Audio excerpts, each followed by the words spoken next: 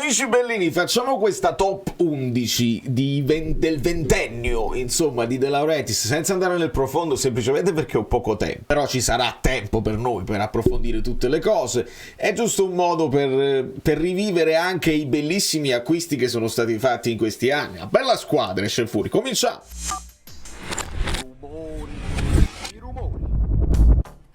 Allora, diamo il benvenuto a Gerardo Limatola e a tutti i nuovi iscritti. Ieri avete visto il video al volo per gli scozzesi, siamo tutti scozzesi e quindi molto molto bene. Vi avevo promesso che per il ventennio, che dovrebbe cadere proprio oggi come data burocratica di De Laurentiis, avrei fatto un recap. In realtà c'ho un'asta mantra tra pochi minuti e sono tutto cagato sotto perché non l'ho mai fatto, è un'esperienza nuova, quindi devo andare. Però volevo giusto salutarvi. C'è un fatto che mi interessa, magari lo sfioriamo a fine video. Icardi ha postato una cosa su Instagram che secondo me ci dobbiamo riflettere un attimo per la questione Osimhen, che ricordiamo è ancora nostro e dobbiamo tifare per lui, ricordiamocelo. Ma spostiamoci un attimo, perché scrivendo De Laurentiis su Google, a me che sto in America, non lo so se a voi è diverso, che Google indicizza le cose più logiche secondo di dove siete geolocalizzati. Il primo che esce è ovviamente Dino De Laurentiis, poi c'è Giada De Laurentiis, che in America è molto famosa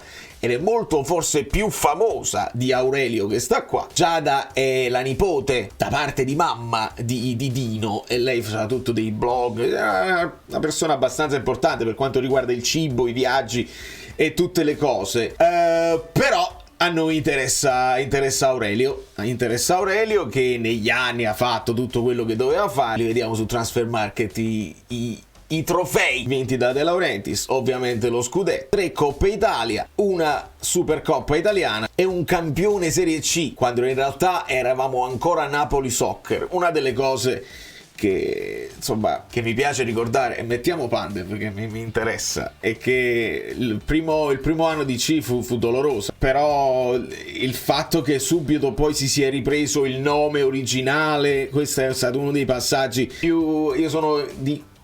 di cui sono più grato per lui, da parte sua, con lui. Non so parlare oggi, sto pensando al mantra ed è difficile. Ma insomma ci sono un po' di questa pagina di Sky porta i migliori acquisti dell'era De Laurentiis. Ci sono un po' di ragazzi che conosciamo bene, e tra Hamsik, Lavezzi, c'è Zapatone, c'è Pandev, ragazzi, Pandev che giocatori, il Tanque Dennis. Qua facciamo un giro nei ricordi, voi nei commenti potete scrivermi quelli che sono rimasti nel vostro cuore, giocatori che magari non faranno parte della top 11 ma che meritano una menzione. Koulibaly, per esempio, magari Grassi, non lo so se meriterà una menzione, viene sempre nominato per quel Grassi e Regini di un mercato di gennaio non troppo sfavillante. Berami ce lo ricordiamo, Cristian Maggio, Zuniga sempre ricordato come quello che fregò, l'unico che riuscì a fregare De Laurentiis, grande rinnovo. E però con i rinnovi forse abbiamo visto che il Napoli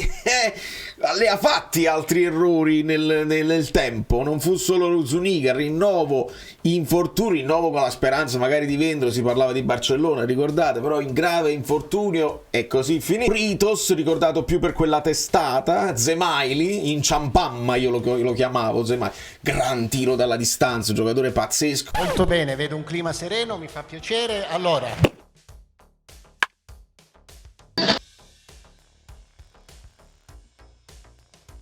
che però se andava dritto in contropiede, lui palla al piede senza avversari, inciampava prima di raggiungere l'area di rigore. Il mio Maradona, che è Driss, Calleti, Jorginho, che poi insomma Tonelli, viene citato Tonelli, viene citato Luca Cigarini, ce lo ricordiamo per quel gol al Milan, il grande Allan, un as che non è Neres, credetemi, Malquit, abbiamo Albiol, insomma Gabbiadini. Ci sono un po' di giocatori, magari Vargas ce lo ricordiamo di meno, come Marco Rog, molto sfortunato, lo stesso di Avarà, Petagna, poi c'è Cavani, insomma ragazzi, Quagliarella, sono tanti i giocatori degni di nota dell'era De Laurentiis, e la mia top 11 la schieriamo che di solito il Napoli ha sempre schierato 4-3 quando si fa una top 11, ma è una nuova era, e in onore dell'annata che si sta sviluppando ce la schieriamo con un 3-4-2-1 in onore di Conte, e in porta io ci metto Ospina, che secondo me perché poi quello venne pagato pochissimo, o comunque venne a parametro zero, ricordatemelo voi nei commenti. Insomma, fu una spesa qualità-prezzo tra quello che lo pagavi anche in ingaggio e poi un personaggio che ti portava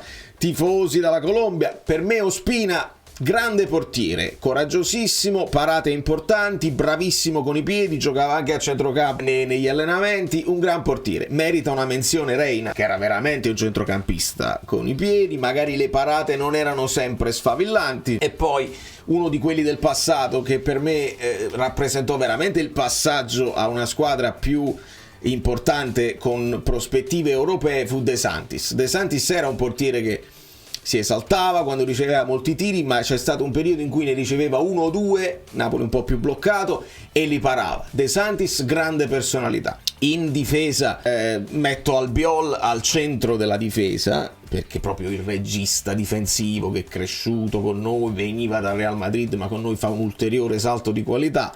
E al suo fianco ci metto Koulibaly, senza dubbio, e nonostante sia stato con noi per una sola stagione, quello che ci ha fatto vedere lo rimpiangiamo tutti i giorni, Kim, perché è stato veramente uno degli autori della... proprio loro due. Kim che viene a sostituire Koulibaly per un anno solo, ma lì arriva lo scudetto, quindi una difesa a 3, K2, Albiol, Kim, la vedo veramente interessante. Poi menzioni speciali, un Paolo Cannavaro che non benissimo, io lo criticavo tanto, però poi ho imparato ad apprezzare quello che era anche la sua tecnica di base, aveva un lancio molto preciso, qualche errore lo faceva, ma ci sta. Campagnaro, che rappresentava uno di quelli rocciosi che andava anche in avanti, già una concezione del braccetto più moderna. E poi Grava, che in quel periodo si doveva marcare i vari Ronaldinho e compagnia bella del Piero, eccetera eccetera. Quindi questo è il mio terzetto difensivo. A centrocampo, su tutta la fascia, Gulam da solo su quella fascia, non menziono nessun altro. Si potrebbe aggiungere Zuniga, ma Gulam come uomo, come terzino, come compagno di squadra, come quello che rappresenta, come quello che ha risposto a me in privato quando gli ho chiesto aiuto, di un'altra categoria proprio. A centrocampo ci confermo Lobotka, perché rappresenta un po' tutto, anche nella stagione buona e anche nella stagione disastrata, è quello che si salva, che ha fatto un pochino tutto, e al suo fianco ci metto Hamsik. Siamo un po' offensivi, ma Hamsik deve stare in questa squadra e ce lo metto lì accanto a Lobotka, parlano la stessa lingua, la lingua del cazzo. E poi mi piace citare Allan, che è stato uno di quei giocatori che mordeva le caviglie e non si fermava mai. Sulla destra ci mettiamo Di Lorenzo a tutta fascia, che in questo anno deve essere costretto a fare il braccetto, ma che a tutta fascia potrebbe avere il suo perché, e così non gli facciamo fare nemmeno troppa fase difensiva. E poi menziono Maggio, che quando fu comprato dal Napoli era il migliore esterno a tutta fascia destro del campionato, veniva dalla Sampdoria, fece un sacco di gol, inserimenti, bravo di testa, veramente uno che meritava un saluto diverso con il Napoli. In attacco, ragazzi, veramente c'è l'imbarazzo della scelta, e qua facciamo scontento qualcuno per forza. Io ci metto Kvara. Rappresenta qualcosa che in potenziale può arrivare alle squadre maggiori possibili, il proprio top club, il potenziale top player assoluto, che arriva molto giovane, semi sconosciuto ai più, ma che arriva, impatta e continua, e sembra che si voglia prendere la squadra sulle spalle pur essendo il più giovane della cucciolata. Quindi ci metto Kvara lì, il primo sottopunta. Il secondo sottopunta è una questione di cuore, quello che mi ha dato Lavezzi vedere in campo, insomma veramente bastava vedergli arrivare il pallone che si infiammava tutto lo stadio, si mettevano le difese in difficoltà. Ezechiel Lavezzi, il Pocio, ha rappresentato qualcosa di incredibile. E davanti, dove ci si deve litigare tra Higuain, Cavani, poi io ci metto Mertens, perché, e non ho paura proprio di metterselo, perché comunque resta e resterà a lungo, se non per sempre, il top scorer del Napoli. di un'intelligenza superiore, di una tecnica sopraffina, continua a fare gli stessi gol bellissimi anche adesso alla sua età, al Galatasaray, link Osimhen Icardi per fine video. E qua le menzioni vanno fatte: Lorenzo Insigne va menzionato, storia del Napoli, Callejon sicuramente uno di quelli che veramente sapeva giocare sul filo del fuorigioco, tatticamente eccelso, gol, assist, fase difensiva veramente preziosissimo. E poi voglio menzionare anche Pandev, che arriva a noi un po' verso la fine della sua carriera, una tecnica incredibile, passettini, sembrava lento ma poi ti spostava il pallone, un sinistro sopraffino, veramente grandissimo Pandev. E poi in avanti è chiaro che la punta, che è Mertens e sarà sempre Mertens, se la deve giocare con un trittico di giocatori pazzeschi come Higuain, che se avesse avuto forse più voglia avrebbe potuto continuare la sua carriera ad alti livelli, Osimhen, che rappresenta il centravanti dello scudetto e quindi non si può togliere da me, e Cavani, la belva umana, un alieno, un uomo a furia di triplette andava avanti, devastava tutte le difese, e poi piano piano improvvisamente lo vedevamo anche tirare calci di punizione, e di testa e di sinistro, e in acrobazie, e da lontano, e in pallonetto, e con il tiro forte o con il tiro piazzato, e poi te lo ritrovavi in difesa ad aiutare i compagni. Veramente c'è l'imbarazzo della scelta. E come mister dobbiamo ovviamente citare Spalletti, il mister dello scudetto, e prima di citare Sarri, che metto al terzo posto, uno di quelli che ci ha cambiato un po' la mentalità. Non è facile, lo sapete, cambiare il DNA di una squadra che veniva da Mazzarri, quindi grande lotta, arriva Benitez e si comincia a ragionare più da squadra internazionale. Questa è la mia top 11 e in tutto questo De Laurentiis è una costante, e quindi diamo merito De Laurentiis. Così io di De Laurentiis ho sempre apprezzato la pulizia nelle operazioni, e infatti ci sono i video. L'operazione Osimhen con l'inserimento di quei giovani che poi sono spariti non ci è mai piaciuta tantissimo, e abbiamo sempre detto: ma che è questa cosa? Puzza un pochino. E quella è l'unica forse macchiolina rispetto a una gestione perfetta, precisa. Le plusvalenze erano vere, li compri a poco, ti esplodono in casa, ti esplodono veramente in casa, e li rivendi a quello che è il loro valore, quindi molto molto bene. Mai la sensazione di pericolo di andare sottosopra economicamente, molto molto bene, perché sappiamo che alcune squadre possono permettersi di fare debiti e poi con le holding che hanno alle spalle ricapitalizzano e poi tutti chiudono un occhio perché politicamente sono più forti e creano delle alleanze. Il Napoli no.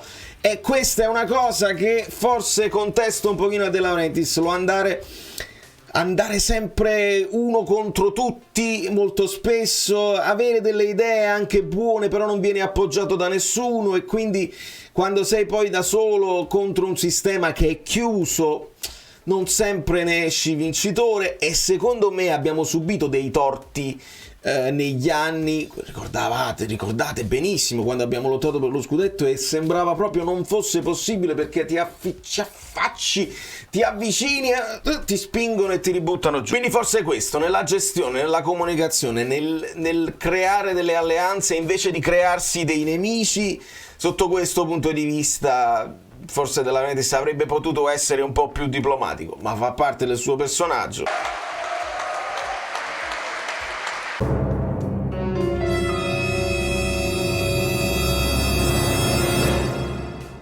Lo abbiamo accettato, non significa dire hai fatto bene, sai, perché è un atteggiamento che ad alcuni tifosi piace, quello spaccone, quello spavaldo, che poi si trasforma in alcuni tweet di dubbio gusto, perché poi l'espressione della società, l'head of communication è l'espressione sua, e quello è un modo insomma che non mi è sempre piaciuto. Per il resto la gestione del club negli anni è stata ottima, forse si poteva fare qualcosina in più, il periodo magico tra Sarri, insomma quel periodo lì, però poi si è fatto. La coincidenza, la bravura tra Giuntoli, Spalletti, giocatori in stato di grazia, si è fatto, e noi avremmo onestamente barattato, non parlo per tutti i tifosi, parlo per me, io avrei barattato una stagione difficile col 10° posto per avere quella gioia del primo posto. Purtroppo è successo al contrario, e quindi fa più male, perché abbiamo avuto il primo posto e poi il 10° posto. Se avessimo fatto il contrario tutti avremmo guardato con grande gioia anche alla stagione disastrosa dell'anno scorso, ma adesso abbiamo l'opportunità di risalire piano piano. Crescere è l'unica cosa che conta. Vedete, stanno aggiungendo dei dirigenti, magari si vuole allargare un pochino la società e renderla meno familiare. Questo mi piace, questo mi dà delle buone vibes, e per il futuro vediamo se toccherà ai figli, se toccherà alla figlia o se si farà un'altra scelta. Noi siamo in attesa, perché tifosi del Napoli resteremo sempre. Possono cambiare i giocatori, possono cambiare gli allenatori, possono cambiare i presidenti, ma il tifoso del Napoli resta tifoso del Napoli. In chiusura volevo parlarvi di questa cosa, ma è un accenno, perché Icardi ha postato questa cosa con la foto del leone, perché lui si sente leone, non so, tatuaggi, cose varie, dice i leoni camminano in silenzio mentre i cani fanno rumore per farsi vedere, eccetera eccetera. Visto che Osimhen pure lui viene avanti con l'immagine del leone, i leoni nigeriani, eccetera eccetera, anche Algero Foggione ha scritto si prevede una convivenza difficile, e io ho scritto si stai calmo, calma, fai piano. Cominciano a vincere, tutto bene. Se qualcosa non va come deve andare, quello spogliatoio può diventare difficile. Santo Mertens, pensaci tu, perché a noi serve che Osi sia perfetto in questo anno, altrimenti se succedono delle scaramucce anche a livello di social così, il valore di Osi invece di salire scende. E visto che ritorna a noi e siamo noi che dobbiamo venderlo l'anno prossimo con l'idea del rinnovo, eccetera eccetera, forza Osimhen, abbatti le porte e chiudi i social. Da New York Valerio Fiuto è tutto, un abbraccio, un bacio, vado a fare il mantra che non lo so fare. I like finali, così mi aiutate a fare l'asta.